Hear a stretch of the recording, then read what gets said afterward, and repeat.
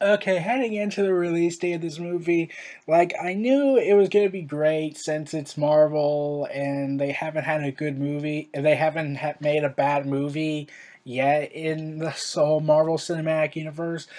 Well, they did make a movie that would eventually be pretty pointless to watch since there's no point in watching it since, well, a lot of characters don't come back and the actor has changed and they gave a different backstory, kind of, through exposition in Avengers, but and Avengers 2. But I was worried that it probably wouldn't do well at the box office as they hope it would be, considering that Batista during his run in WWE during that same year when it came out was not really playing the best public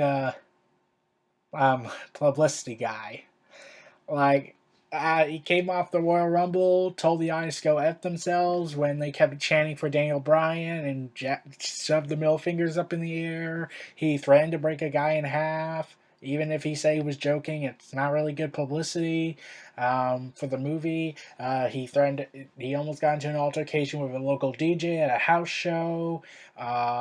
His attitude on Twitter was not really helping, even if it was in character. I had a hard time telling if it was in character or not. Like, he occasionally would insult the fans.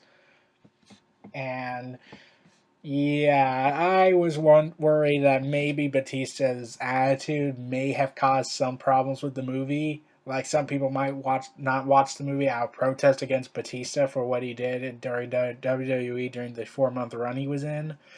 But I was glad that despite Batista, the movie did well at the box office, grossing in at over $700 million.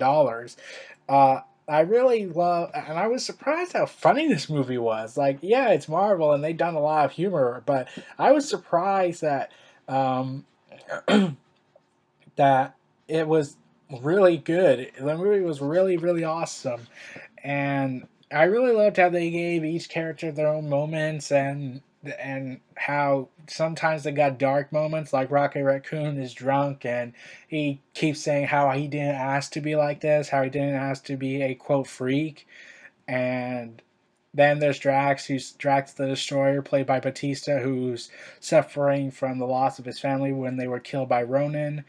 And I really did love the villain; he was actually entertaining, and um, and Peter Quill Star Lord, played by Chris Pratt. He was awesome in this movie, and I really did love how at the beginning it showed his struggles with childhood, considering his wife, uh, well, passed away. His mother passed away in this movie, not wife.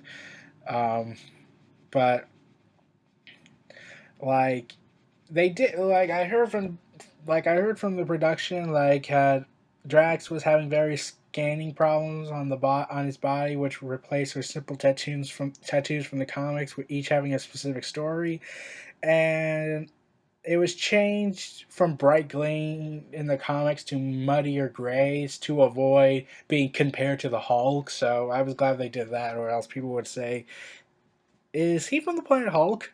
Not really, but like, and Groot, like, he was just this big friendly giant character. Like, he was just so friendly and with all the characters, and it was just so awesome. And like, everything he was doing was awesome. He was just so funny, innocent, and yeah, he could be very deadly when he comes to battle, and he would actually care about innocence and say, "I am Groot," and that's pretty much all he says. But when he sacrificed his life to save the others during the battle at the climax of the movie, he says, "We are Groot," basically saying we are friends to Rocket Raccoon, to the others. And like, man, that reminds me so much of something. I couldn't put my finger on it, and then I thought the Iron Giant, who was played by the same actor, I think. I kind of forgot. But yeah, it was kind of the same thing. The Iron Giant, like how he sacrificed his life to save everybody and called the kid friend. I forgot the kid's name since it's been so long since I saw Iron Giant. It's been so many years. But ultimately, this movie was awesome. It was so great. and I was glad they did well in the box office, despite Batista's publicity issues he had during his run in WWE at the time.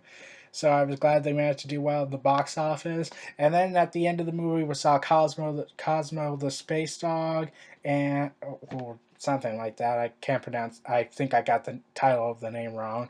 And Howard the Duck. And I was wondering, they really brought in Howard the Duck after this disaster of Howard the Duck the movie. Yeah, considering what happened in that movie, I pretty much was thinking that he would never show up. But he did, so he's pretty much in the Marvel Cinematic Universe. I don't know if he's ever going to appear again, but it'd be interesting to see what they do with Howard the Duck now. Well, everyone, this was Neo Reality Entertainment. Feel free to like, comment, subscribe, and donate, and stay tuned for more.